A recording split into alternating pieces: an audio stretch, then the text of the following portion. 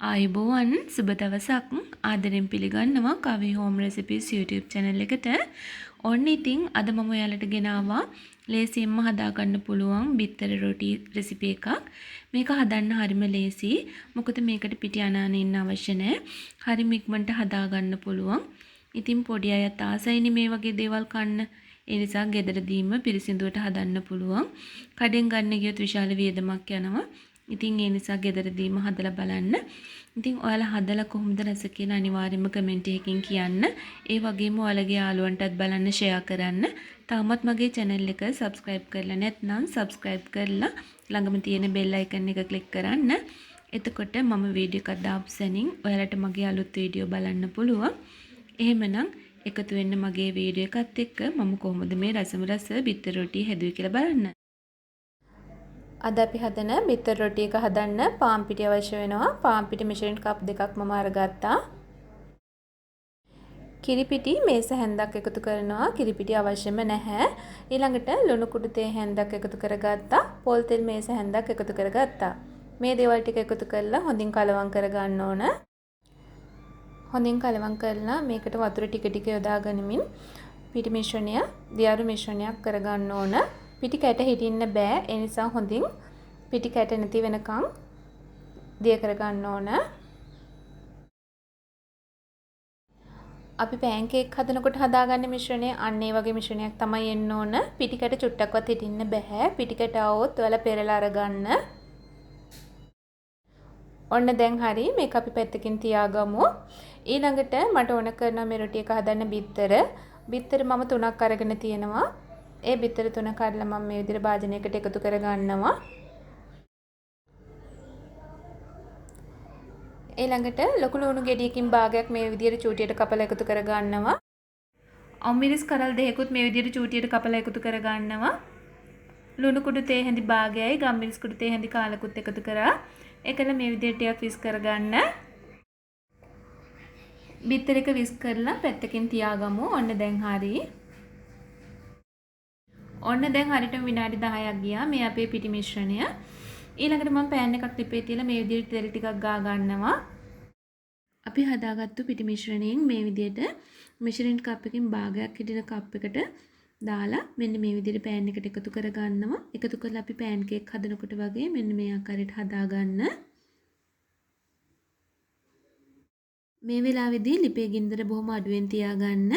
රොටි එකේ මතු පිට මේ විදිහට වියලුණාට පස්සේ අපි හදාගත්තු බිත්තර මිශ්‍රණයෙන් මේ විදිහට ටිකක් එකතු කරගමු. එකතු කරලා මේ විදිහට ටිකක් හරි ගස්ස ගන්න.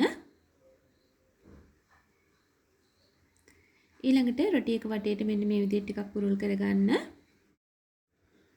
මේ විදිහට රොටි එක ගලව ගන්න පුළුවන් වෙන ටිකක් ලේල් කරගෙන ඊළඟට මෙන්න මේ නවා ගන්න විදිහට නවා ගන්න.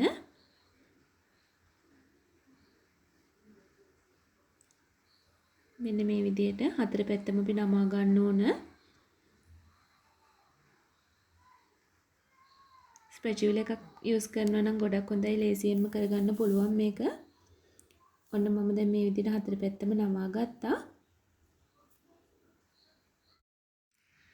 ඔන්න මේ විදිහට ටිකක් අද කරලා රොටි එක ටිකක් පිච්චෙනකොට මෙන්න මේ විදිහට උඩින් තවත් පොල් තෙල් ටිකක් ගා ගන්න.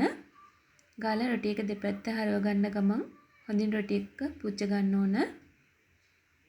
මේ පැත්තෙත් මම මේ විදිහට තෙල් ටිකක් ගා ගන්නවා. ඒ විදිහට දෙපැත්ත හරව ගන්න ගමන් පුච්ච ගන්න. ඔන්න දැන් හරිය අපේ රොටි එක හොඳින් පිච්චිලා තියෙන්නේ. අපිට දැන් මේක අයින් කරගන්න පුළුවන්. අපි තවත් රොටි එකක් හදාගමු. මම පිටි මිශ්‍රණයෙන් මේ විදිහට ටිකක් එකතු කරගත්ත පෑන් එකට ඒකල මෙන්න මේ විදිහට කරකවලා රොටි එක හදාගන්න. මේ වෙලාවේදී ලිපේ ගින්දර අඩුවෙන් තියාගෙන මේ රොටි එක හදාගන්න. රොටි එකේ මතු පිට මේ විදිහට වියලුණාට පස්සේ එකතු කරගන්නවා. හදාගත්තු බිත්තර මිශ්‍රණයෙන් එකතු කරලා මේ විදිහට ටිකක් හරි ගස්ස ගන්න. රොටි එක වටේට මෙන්න මේ විදිහට ස්පැචුලා එක යූස් කරලා මේක ගලව ගන්න පුළුවන්ද කියලා පොඩ්ඩක් මෙන්න මේ විදිහට ලිහිල් කරගන්න.